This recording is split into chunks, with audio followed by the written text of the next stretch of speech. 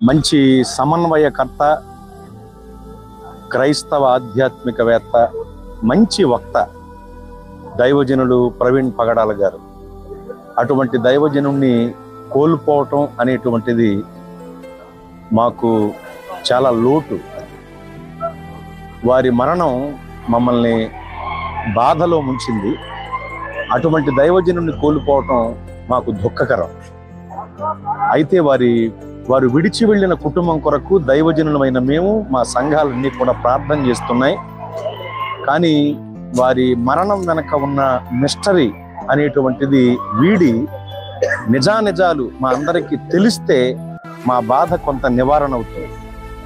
ఎందుకంటే వారిది యాక్సిడెంటల్గా జరిగిన మరణం కాదు అని, కావాలని ఆయన్ని మట్టు పెట్టినట్లుగా ఇక్కడ పరిస్థితి అంతా ఉంది.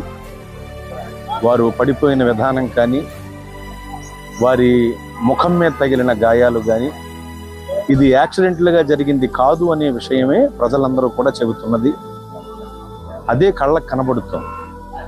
మరి నాయకులు, అధికారులు సహకరించి పోలీస్ వారందరూ కూడా సమగ్ర విచారణ చేసి నిజానిజాలు బయటికి తేల్చి చెప్పగలిగితే మాకు కాస్త ఊరటగా ఉంటుంది. ఎలా ఉందంటే పరిస్థితి, క్రైస్తవుల మరణం కూడా మ్యూట్లో ఉంటుంది. అది చాలా ఇబ్బందికరం. ఎందుకు ఇలా అవుతుంది అంటే, నేను అనుకుంటాను మా మరణాలు, మా శరీరాలు, మా సమాధులు కూడా సువార్త చేయగలం.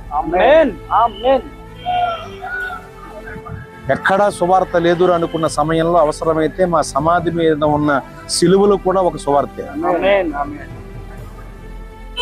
అయితే బాధాకరమైన విషయం, ఇంకా ఇలాంటివన్నీ కూడా జరుగుతూ వెళుతుంటే, మంచి మంచి దైవజనులను ఒకవేళ కోల్పోతూ ఉంటే ఇక ఎంత దుఃఖకరంగా ఉంటుందో మా పరిస్థితి. కనుక దయచేసి ప్రతి ఒక్కరు ప్రార్థించండి. విశేషంగా అధికార పార్టీలో ఉన్న ప్రతి ఒక్కళ్ళు క్రైస్తవుల పక్షాన కూడా ఆలోచన చేసి నిలవబడండి. నిన్న ఈరోజు ఉదయం వరకు కూడా మెయిన్ ఛానల్స్ ఏమి వచ్చి కవర్ చేయలే. అసలు ఒకటి అరా వచ్చి వీడియో బయట తీసుకున్న దాన్ని టెలికాస్ట్ కూడా చేయలేదు. చాలా విచారకరంగా. కనుక దయచేసి క్రైస్తవులం, మేము దైవభక్తి, దేశభక్తి సమానంగా కలిగిన వాళ్ళం.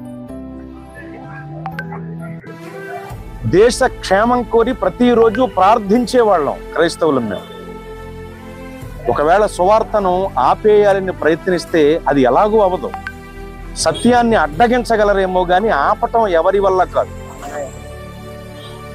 ఎందుకంటే బాప్తిస్మమిచ్చి యోహాను గారి నోరు మూతబడినప్పుడు ప్రభువు విస్తృతంగా ప్రకటించారు.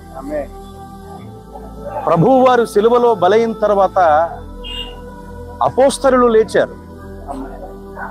వారు కూడా పరమపదించిన తరువాత ప్రపంచం అంతా లేచారు.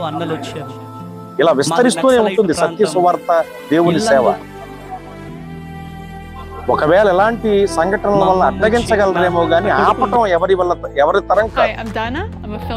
కనుక సత్య సువార్త వల్ల ప్రపంచానికి శాంతికరమైన పరిస్థితులు ఖచ్చితంగా కలుగుతాయి.